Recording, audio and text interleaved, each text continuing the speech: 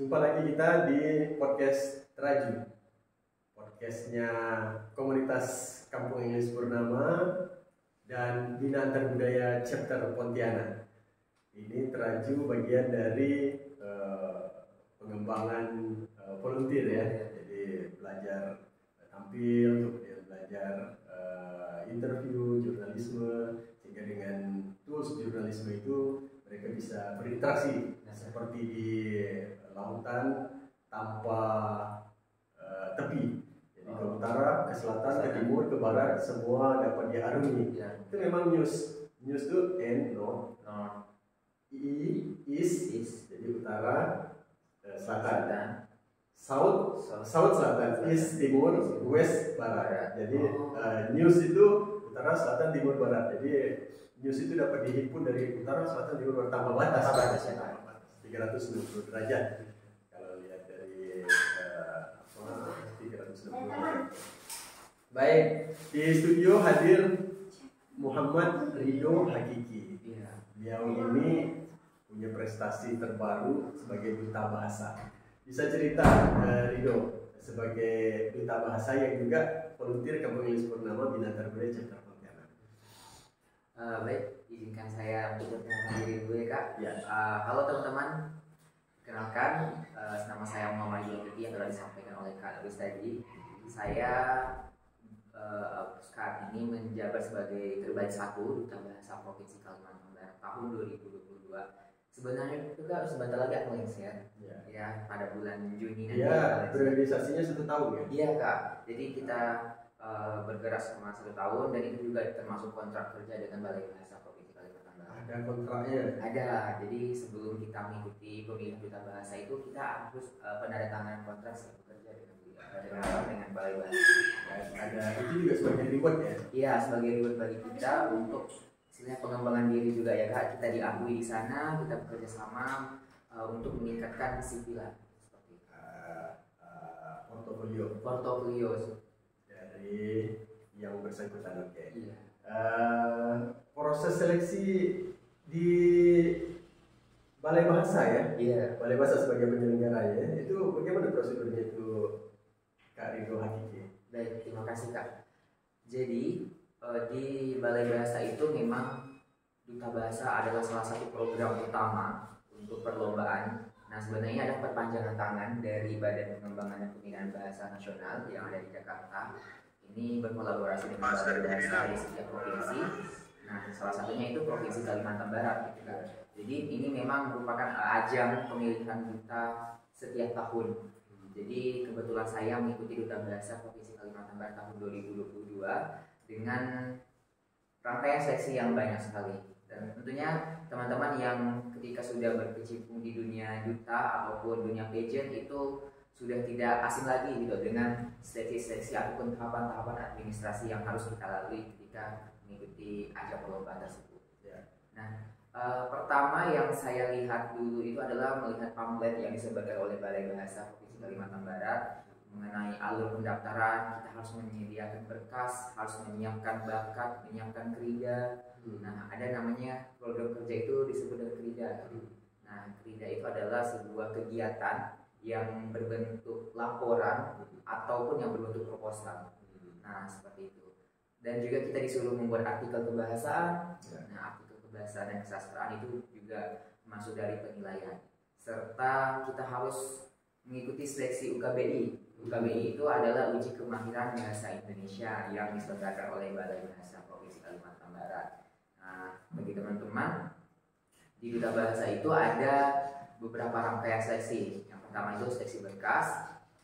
Setelah ditentukan teman-teman menjadi finalis dan lain sebagainya, teman-teman sudah masuk nih dalam rangkaian pemilihan atau seleksi tahap selanjutnya.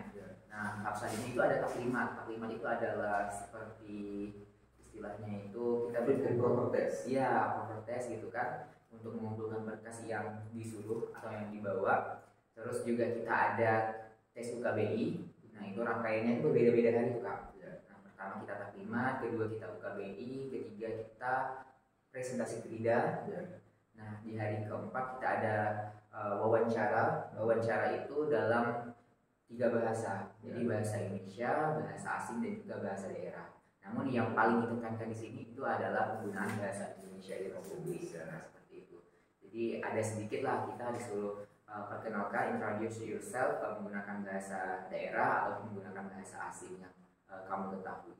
Nah, jadi di Balai Bahasa itu memiliki aturan setiap peserta yang ingin mendaftar sebagai duta bahasa itu harus bisa menguasai satu bahasa daerah yang ada di Provinsi Kalimantan Barat. Ya. Jadi kan ada 9 besar bahasa daerah Provinsi Kalimantan Barat. Nah, salah satunya biasa kalau saya kemarin itu adalah bahasa Melayu Ketapang seperti itu. Boleh coba untuk perkenalan sambil memperkenalkan diri dalam bahasa Melayu Ketapang ya. Ya.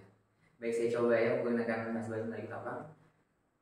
Biar kenalkan nama, saya Terido, saya dari Ketapang. Kalau dalam bahasa Inggris? Hello everyone, let me introduce myself. My name is Mawido Kiki. I am from Ketapang. Ini juga volunteer di Kampung Ingin Purnama, jadi cocok ya. Dan di Kampung Ingin Purnama ini banyak sekali yang menjadi duta bahasa ya. Ya banyak. Jadi selain Rido Hakiki, sebelumnya juga ada setengah lusinan lah. Setengah lusinan ya, Kak. Berarti memang udah. Ya, Kampung Ingin Purnama ini jadi tempat penggemblengan yang cukup baik bagi generasi muda. Nah, setelah sampai ke fase taklimat, apalagi fase berikutnya? Setelah kita masuk pada taklimat, itu kita ada sesi lagi tuh. Tadi yang saya bilang itu KBI, wawancara, terus juga presentasi krida. Yang tak kalah seru juga itu adalah tampil bakat. Jadi unjuk bakat. Jadi teman-teman kalau misalkan ingin mendaftar duta bahasa harus persiapkan dulu nih bakatnya apa yang berkaitan dengan kedaerahan yang ada di Provinsi Kalimantan Barat. Namun juga ada pertanyaan nih Kak, kalau misalkan dari teman-teman gimana kalau misalkan saya tidak memiliki bakat yang berasal dari daerah Kalimantan Barat, gitu kan, misalkan yang bersifat umum, puisi atau bercerita atau storytelling, bahkan itu is okay, teman-teman daftarkan saja karena ini dapat dimaklumi lah oleh Balai Bahasa Provinsi Kalimantan Barat. Tapi alangkah baiknya teman-teman bisa menguasai kesenian daerah Provinsi Kalimantan Barat untuk ambil bakatnya. Ini menjadikan suatu poin plus lah untuk teman-teman seperti itu. Baik Kak Rido Hakiki, sebelum kita masuk ke inti wawancara kita ini tentang lolosnya Kak Rido Hakiki di Camp Journalism Fellowship dan pengembaraan selama 1 pekan di 2 negara jiran, yakni di Malaysia dan di Thailand. Saya mau tanya, kalau ajuan aplikasi menjadi duta bahasa itu dalam bentuk hard copy atau melalui online? Oh ya, untuk ajuan mengikuti duta bahasa itu melalui online. Online ya. Jadi ada tautan yang disebarkan melalui berbagai platform seperti Instagram duta bahasa, dan juga nanti dia akan berkolaborasi dengan itu dengan sosialisasi gitu. Jadi ada sosialisasi juga di lapangan dibarengi dengan pengumpulan data-datanya melalui online. Artinya kalau ada pemirsa di Kalimantan Barat yang ingin ikut seleksi duta bahasa di Kalimantan Barat, rajin-rajinlah browsing ya, supaya dapat tautan online. Iya, pendaftaran. Nah, kebetulan Kak, tahun ini sudah dibuka pendaftaran duta bahasa tahun 2023. Jadi teman-teman pantengin aja di Instagramnya Duta Bahasa Provinsi Kalimantan Barat. Itu sudah ada pamfletnya, sudah ada alur pendaftarannya, lini masa dan lain sebagainya. Jadi teman-teman sudah mempersiapkan diri dari sekarang. Oke, itu secara online ya. Nah, saya juga mau tanya dengan Kak Rido Hakiki ini, mungkin ada yang sedang mempersiapkan diri. Saya mau tanya keridanya sebagai referensi. Kak Rido angkat apa sehingga itu bagian dari yang menarik dan menyebabkan Kak Rido juga dinyatakan ini layak untuk jadi juara pertama terbaik 1 seperti Selempang ini. Iya.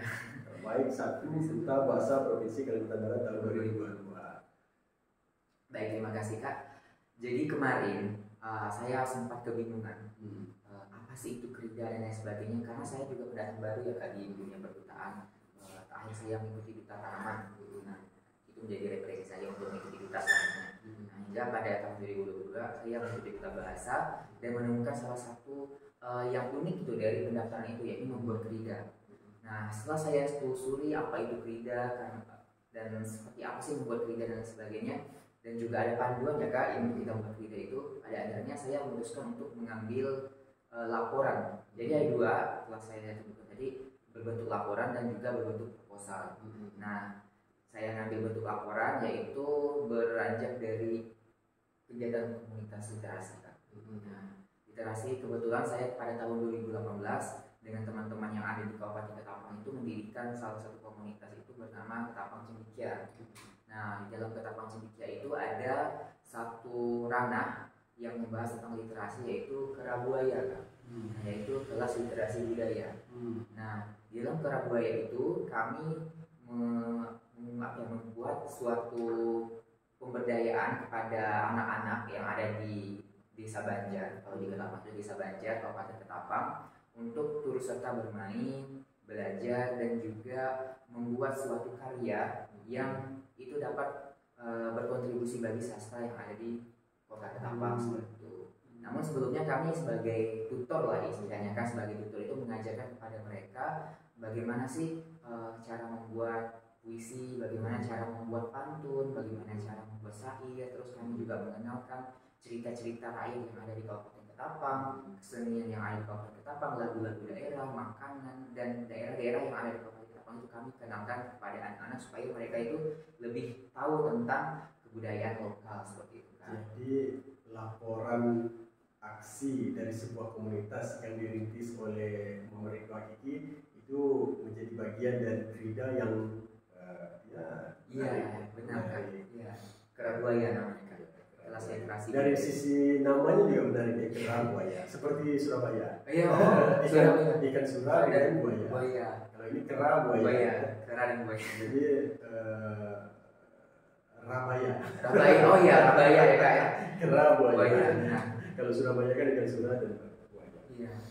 Kemarin juga sempat ditanya tuh Kak dari jurinya, mengapa mengambil akronim Kerabuaya, mengapa tidak lain? Yang pertama saya bilang Kerabuaya ini merupakan akronim yang pas dengan penamaan saya, penjenamaan dari Krida saya, itu kelas literasi budaya. Yang kedua, tentunya Kerabuaya dengan mengambil nama ini anak-anak tuh lebih mudah mengingat gitu Kak, lebih tertarik karena fabel ya, iya, cerita-cerita dulu. Iya benar, fabel, sehingga anak-anak itu lebih tertarik, oh seperti ini, dan akhirnya mereka mengikuti alurnya. Dan untuk Ketapang sebagai wilayah yang padat sejarah dari masa lalu, masa kini dan masa depan, untuk dua jenis makhluk ini juga banyak ya di sana ya. Iya. Ada karena di sana ada rawa, ada pantai, ada sungai. Kemudian juga kerak karena banyak juga hutan-hutan ya. Iya. Jadi filosofinya dapat ya Kak terhadap satwa atau fauna yang ada di Kalimantan Barat sekarang di Kabupaten Ketapang. Oke. Jadi Kak Ridho Hakiki ini sebagai duta bahasa kita sudah tayangkan profilnya ya, dan juga saran-saran untuk itu sebagai duta bahasa. Barangkali Anda, keluarga, anak, saudara, tetangga ada yang berbakat untuk menjadi duta bahasa, keren loh jadi duta bahasa. Selama 1 tahun kontrak itu mungkin bolehlah sekedar berbagi supaya ada income juga. Iya benar teman. Jadi menjadi duta bahasa itu tidak hanya sekadar mendapatkan selempang ya Kak, tapi juga banyak sekali pengalaman, sebuah experience yang itu tentu saja baru bagi teman-teman ketika berkecimpung di dunia bahasa, duta bahasa dan balai bahasa seperti itu. Yang pertama hal yang pertama yang dapat teman-teman rasakan itu adalah adanya atmosfer baru dari yang sebelumnya teman-teman itu tidak ada istilahnya wadah untuk berkontribusi terhadap suatu gerakan literasi. Nah, pada akhirnya teman-teman bisa menyalurkan di sini. Karena di Balai Bahasa itu banyak sekali program-program tentang literasi, tentang bahasa, sastra, pelindungan dan lain sebagainya itu yang digalakan seperti itu Kak. Jadi kita dilibatkan di dalam itu untuk membantu mereka dalam menyukseskan kegiatan yang telah mereka buat selama 1 tahun ke depan seperti itu. Ini merupakan salah satu keuntungan ketika teman-teman mengikuti pemilihan duta bahasa. Teman-teman akan diajak untuk berkolaborasi, teman-teman juga akan dikenalkan tentang ranah bahasa, lingkup bahasa. Jadi teman-teman juga akan diajak nih untuk mengikuti kegiatan Kak. Jadi itu Balai Bahasa itu adalah sebuah lembaga yang banyak sekali menyediakan kegiatan-kegiatan. Dalam 1 bulan itu lebih dari 5 biasanya Kak kegiatannya. Dan itu melibatkan anak duta bahasa seperti itu. Jadi itu memang merupakan hal yang sangat penting lah ya, dan juga merupakan privilege juga bagi teman-teman ketika mengikuti duta bahasa. Sebagai duta bahasa provinsi dapat dari sebuah umur apa aja dapatnya? Selain sertifikat, trofi, selempang, publikasi, apa aja? Iya, ya teman-teman, ketika teman-teman mendapatkan gelar ya kan, terbaik 1 ya sampai terbaik 6 kan. Terbaik 1, terbaik 2, 3, 4, 5, 6 itu selain mendapatkan selempang, kami juga mendapatkan piala, terus mendapat plakat. Kalau yang perempuan, kami kan dia berpasangan juga, terbaik 1 putra putri gitu. Nah kalau yang putri itu mendapatkan kosmetik, dari sponsor dan lain sebagainya. Nah yang paling utama itu adalah mendapatkan uang, ya, uang pembinaan. Pembinaan kalau terbaik 1? Terbaik 1 itu 4 juta. Lumayan. Iya, 4 juta kan, itu lumayan kayak 4 juta, tapi belum dipotong pajak. Iya. Ya, potong pajak paling 200 ribuan gitu ya untuk potong pajak.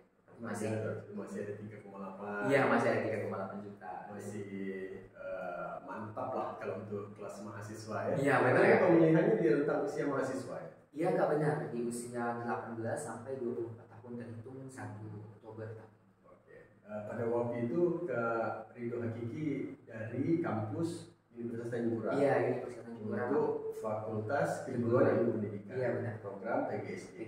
Sekarang sudah tamat. Sudah tamat. Dan sudah mengajar. Sudah mengajarnya. Oke. Bagi yang ingin kontak langsung nanti bisa hubungi Studio Traju ya. Siap. Nanti kita kolaborasi dengan Studio Traju. Oke. Ini Kak Ridho Hakiki ini dia alumni dari SD Negeri 20 Benua Kayong. Kemudian melanjutkan SMP-nya di SMP Negeri 2 Ketapang. Ini Kayong dengan Ketapang kan beda kan? Benua Kayong itu bagian dari Ketapang kan? Bagian dari Ketapang, bukan Kabupaten Kayong Utara kan? Tapi di Benua Kayong. Kecamatan Benua Kayong. Ya. Kemudian melanjutkan di Madrasah Aliyah Negeri 1 Ketapang. Iya. Lanjut Ke Universitas Tanjung Pura sebagai mahasiswa. Nah, pada tahun 2018 akhir itu ada program seleksi yang dilakukan oleh Kampung Ilis Purnama untuk kegiatan Cape Journalism Fellowship. Nah, Ridho Hakiki salah satu yang lolos karena dia menjadi duta bahasa dan menjadi volunteer di Kampung Ilis Purnama. Kemudian mengajukan aplikasi untuk mengikuti Cape Journalism Fellowship dan dinyatakan lolos. Satu di antara peserta terbaik yang bisa mengikuti program Cape Journalism Fellowship. Nah, Cape Journalism Fellowship ini sebetulnya direncanakan di Laos dan Kamboja pada waktu itu. Tapi karena program COVID kemudian dilakukan reevaluasi, lantas diambil yang lebih dekat, yang lebih menjangkau karena sekomponen biaya sudah banyak terpotong ya di masa pendaftaran awal rencana kita. Lantas kita tetapkan di wilayah Malaysia, mulai dari wilayah Kuching, Kuala Lumpur, kemudian di wilayah Thailand ke Aceh. Nah, di segmen ini saya ingin tanya pengalaman-pengalaman sebagai duta bahasa sepanjang perjalanan di Cape Journalism Fellowship yang berlangsung sejak tanggal 7 hingga tanggal 12 Maret 2023. Apa kesan Anda? Saya mulai dari pendaftaran dulu ya Kak. Ya. Nah teman-teman, inilah privilege kita ketika kita turut serta dalam kegiatan atau perlombaan. Termasuk saya terbaik 1 duta bahasa Provinsi Kalimantan Barat, dan alhamdulillah kebetulan sebagai volunteer ya Kak dari Kampung Ilis Purnama. Ini merupakan pintu gerbang untuk kita mengembangkan diri. Itu sehingga pada akhirnya pada awal tahun 2023 saya mendaftar untuk mengikuti program fellowship jurnalisme dari Kampung Ilis Purnama dan akhirnya lulus. Nah, pesan dan kesan saya ya Kak, ketika selama 6 hari kemarin dari tanggal 7 sampai tanggal 12 ya Kak. Pertama kita pergerakannya dari Sarawak, terus ke KL, lanjut lagi ke Hadiah, pulang lagi ke Penang. Dan Penang itu kita ketemu dari KJRI Indonesia. Banyak sekali kayak yang saya rasakan secara pribadi. Pertama adalah pengalaman kita luar negeri, karena jujur saya sebelumnya belum pernah keluar negeri, tapi karena adanya program ini alhamdulillah Allah memberikan melalui ini gitu, tentu saya bisa mengembangkan diri. Karena apa ya Kak, ketika kita keluar negeri, semua mata itu akan terbuka, semua jendela ilmu pengetahuan itu akan terbuka, tidak hanya berputar di Indonesia saja, namun di negara lain juga banyak sekali pengetahuan yang akan kita temui di sana. Nah, mulai dari studi tournya ya Kak ya, di Sarawak, terus ke KL, kita jalan-jalan ke KL melihat bagaimana budaya, culture yang ada di sana, sehingga itu jadi perbandingan Kak untuk negara Indonesia. Apalagi fokus saya di sini kan nanti kita ada tugas untuk membuat sebuah karya yang berbentuk buku gitu kan. Nah, jadi di sini saya menitik beratkan pada penggunaan bahasa. Jadi di sana saya banyak mengamati dan juga melihat bahwa ternyata setiap negara itu memiliki keunikan tersendiri ya Kak dalam mengamalkan Trigatra Bangun Bahasa. Nah, teman-teman, Trigatra Bangun Bahasa itu adalah pengutamaan bahasa negara, pelestarian bahasa daerah, dan juga penguasaan bahasa asing. Jadi setelah saya lihat di Indonesia itu seperti ini loh dalam pengamalannya, di Malaysia seperti ini, dan di Thailand seperti ini, sehingga kita dapat menjadikan itu sebuah komparasi untuk studi banding seperti itu ya Kak. Nah, karena setiap negara itu memiliki keunikan dalam berbahasa. Nah, ini Kak yang menjadikan saya sangat-sangat bahagia dan sangat-sangat beruntung sekali mengikuti program fellowship tahun 2023 ini. Jadi teman-teman, kalau misalkan fellowship dibuka tahun 2024, segera daftar ya, jangan sampai ketinggalan, karena ini merupakan program yang sangat prestisius bagi anak muda untuk mengembangkan diri. Catat. Baik. Nah, karena ini pengalaman keluar negeri pertama bagi Ridho Hakiki, berarti juga pengalaman berpaspor pertama ya? Iya, benar sekali Kak. Dan sekarang berlaku 10 tahun? 10 tahun. Sekali ikut dapat 10 tahun kesempatan keluar negeri. Iya benar Kak. Pengurusan paspor di Ketapang atau di Pontianak? Kebetulan kemarin saya mau ngurus di Pontianak, namun karena slotnya sudah penuh, jadi saya pulang ke Ketapang. Yang slotnya masih renggang gitu ya. Jadi memang ya Kak, kalau di daerah-daerah masih renggang gitu ya slotnya. Jadi di Ketapang kemarin pas saya hari ini pulang, besoknya sampai langsung buat paspor. Nah, 3 hari kan Kak waktunya, setelah foto-foto ada dan sebagainya, 3 hari baru nyampai, baru jadi, akhirnya saya pulang lagi. Oke. Jadi paspornya berguna untuk 10 tahun ke depan. Nah, Ridho Hakiki berangkat dari titik mana ke mana, kemudian tentu ada segmen-segmen yang berbeda ya dari setiap lokasi. Saya mau tanya nih, dari keberangkatan sejak dari terminal antarnegara di Sungai Bawang masuk ke kota Kuching, itu barangkali ada pengamatan tertentu? Sejauh saya memandang ya Kak, dari terminal Ambawang dan juga Kuching itu yang pertama saya amati adalah perbandingan terhadap penggunaan bahasa dan juga suasana dalam pembangunan. Nah, ini yang menjadi hal-hal yang saya tangkap gitu, dan juga sempat saya berbincang juga dengan Kak Kris pas kita di BIS ya kan. Begini loh suasana pembangunan yang ada di Indonesia dan pembangunan yang ada di Malaysia, di negara bagian Sarawak seperti itu. Dan juga penggunaan bahasa di sana sebenarnya hampir similar, namun juga ada perbedaan-perbedaan gitu ya Kak. Jadi kita harus benar-benar paham dan juga peka nih, oh ini loh artinya, sehingga ada timbal balik lah antara penggunaan bahasa Indonesia dan juga penggunaan bahasa Melayu di sana ya Kak. Nah, itu yang saya amati ketika perjalanan saya dari terminal Ambawang ke Sarawak. Dari Sarawak, tim menggunakan penerbangan dari Kuching International Airport menuju ke Kuala Lumpur. Ini juga bagian dari pengalaman terbang di luar negeri pertama kali. Tapi kalau untuk di Indonesia barangkali sudah alhamdulillah. Ketapang Pontianak, Jakarta. Kemudian dari Kuala Lumpur mungkin pengamatannya lebih bagus ya, karena sempat ke museum, ke galeri Kuala Lumpur, kemudian juga mengamati di dataran Merdeka, kemudian ke sejumlah lokasi-lokasi penting seperti Kuala Lumpur stasiun dan seterusnya. Ya, jadi apa yang dirasakan sepanjang berada di Kuala Lumpur dan di Pulau Pinang.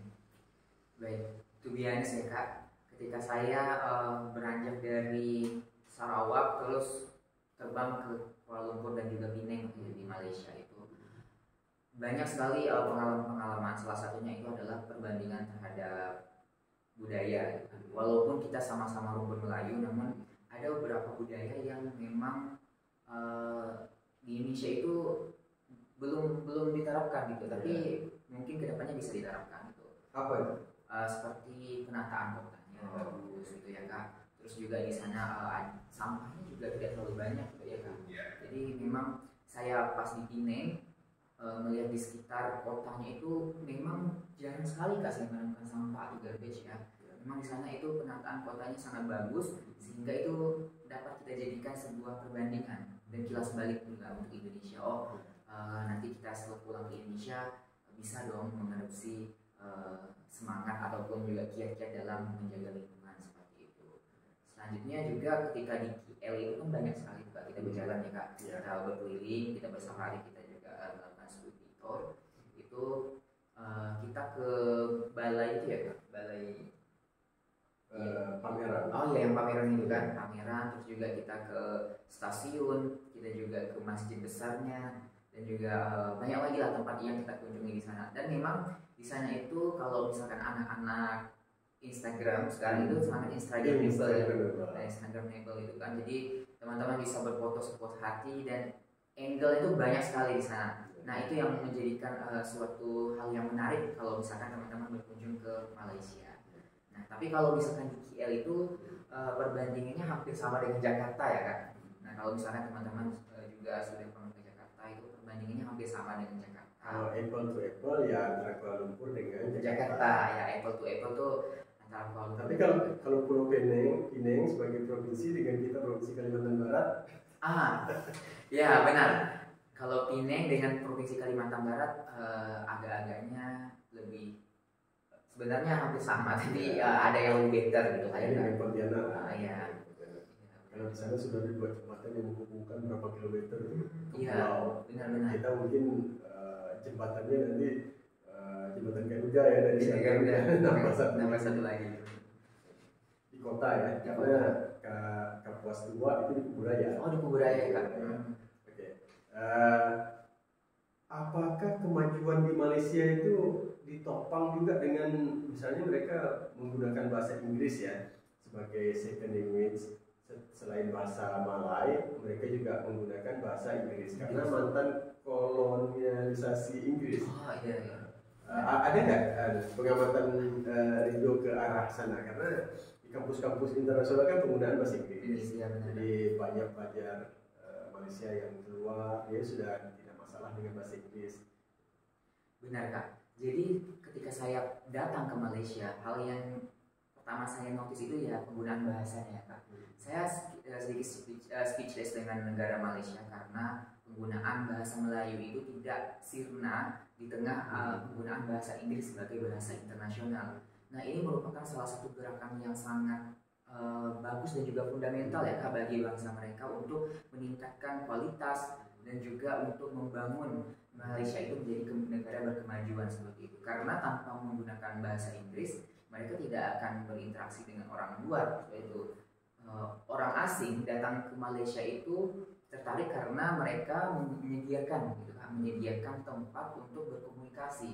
Nah, salah satu hal yang paling penting dalam kehidupan itu adalah komunikasi ya Kak. Nah, kalau misalkan orang luar sudah tahu komunikasi yang baik itu seperti apa dan menggunakan bahasa internasional, pasti mereka akan datang lagi untuk ke negara itu. Nah, ini menjadi suatu harapan lah bagi negara Indonesia, karena kita sebagai bangsa Indonesia tidak hanya mengutamakan bahasa Indonesia saja, tapi penggunaan bahasa asing itu juga sangat penting dalam kehidupan, apalagi untuk warga-warga negara dalam menyambut turis asing ataupun orang-orang yang ingin barangkali berinvestasi bagi untuk negara Indonesia. Dan ini nantinya tujuannya akan meningkatkan apa ya Kak? Ekonomi, meningkatkan pariwisata, meningkatkan pertukaran budaya dan lain sebagainya. Akhirnya negara Indonesia bisa menjadi salah satu destinasi yang rekomendasi bagi seluruh negara. Nah, karena kita mencontoh negara jiran kita ya Kak, seperti Malaysia, Singapura, mereka notabene menggunakan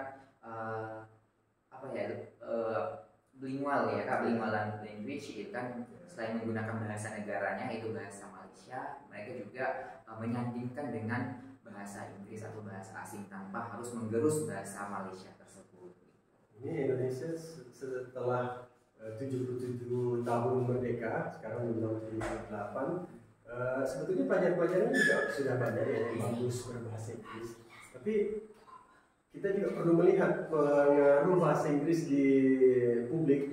Misalnya mall, kemudian disebut market, misalnya supermarket. Ini kita perlu juga merawat bahasa Indonesia ya. Misalnya sekarang disosialisasikan bahwa mix atau pengeras suara itu lantang. Apalagi yang perlu diketahui oleh publik nih. Kalau sekarang ini kan kita sebut namanya podcast ya kak. Podcast. Nah untuk penjenamaan bahasa Indonesia ini itu adalah siniar. Siniar. Siniar. Terus juga ada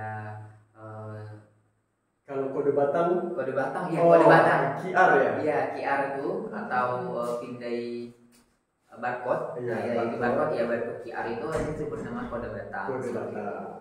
Nah, jadi banyak sekali ya kak penjenamaan yang memang harus diketahui sebagai bangsa Indonesia seperti itu. Kalau door prize itu hadiah lawang.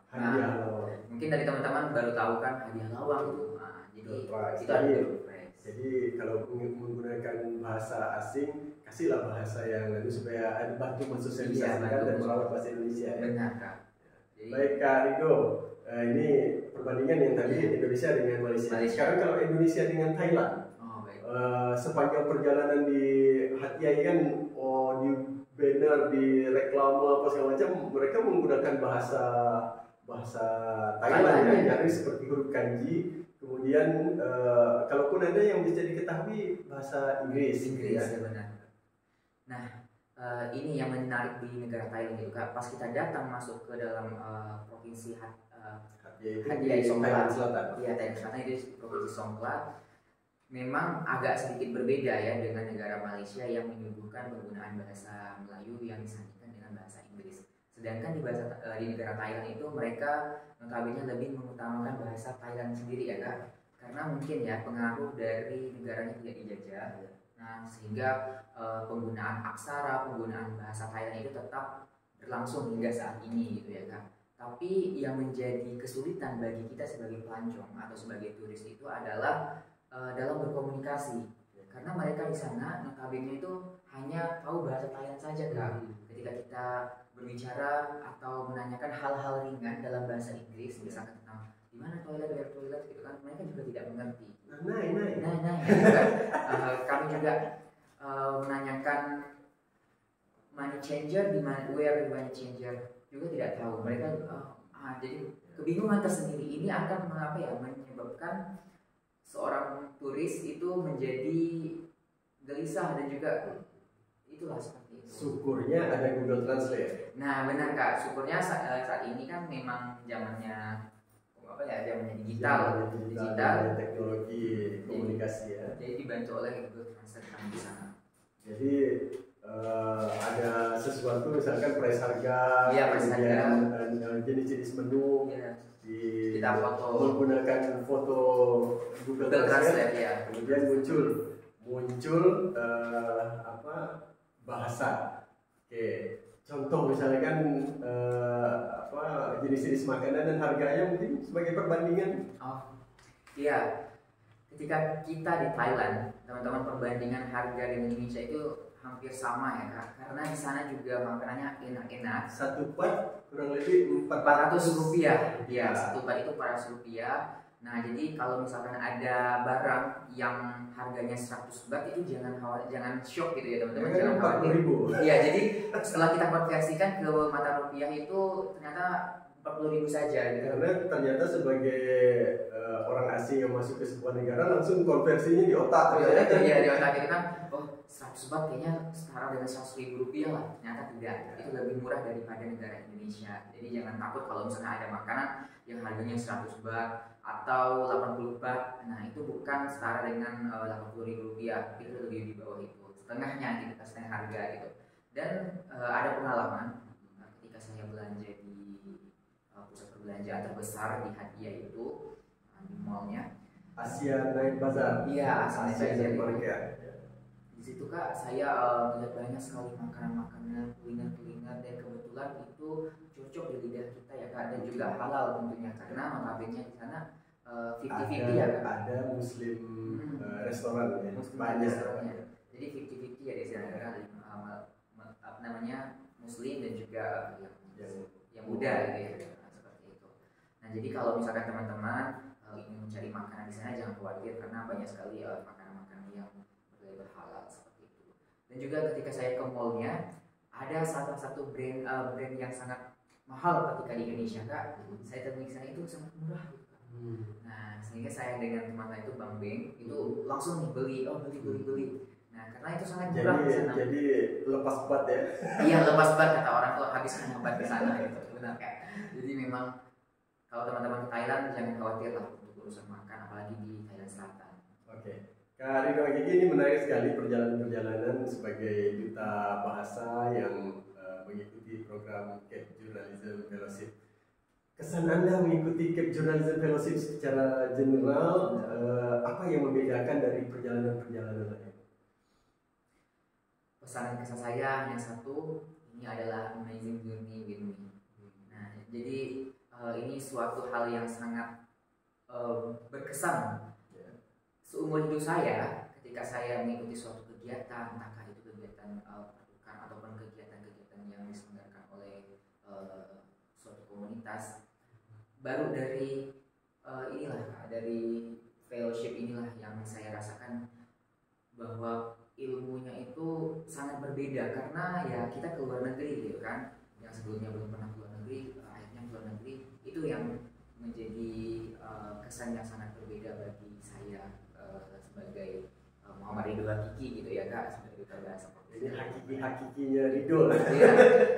Jadi memang teman-teman ketika teman-teman mengikuti program fellowship ini yang dari Cape, kalian tidak usah khawatir karena banyak sekali ilmu-ilmu yang didapat, mulai dari sharing dengan teman-teman, pengalaman yang ada di luar negeri, dan juga ini jadi sebuah tapak untuk teman-teman bisa menginjak yang lebih tinggi dan Oke, baik, Ridho Hakiki, kita endapkan semua informasi dan motivasi serta inspirasi yang dijalani oleh Ridho Hakiki sebagai anak muda Kalimantan Barat yang sedang meniti karir dari awal dengan prestasi yang sudah membumi, dan doakan terus cerah masa depannya. Podcast Radio, see you, and kita ketemu lagi di narasumber berikutnya. Podcast itu tadi Siniar. Ya, Sampai ketemu di Siniar Radio berikutnya. Bye.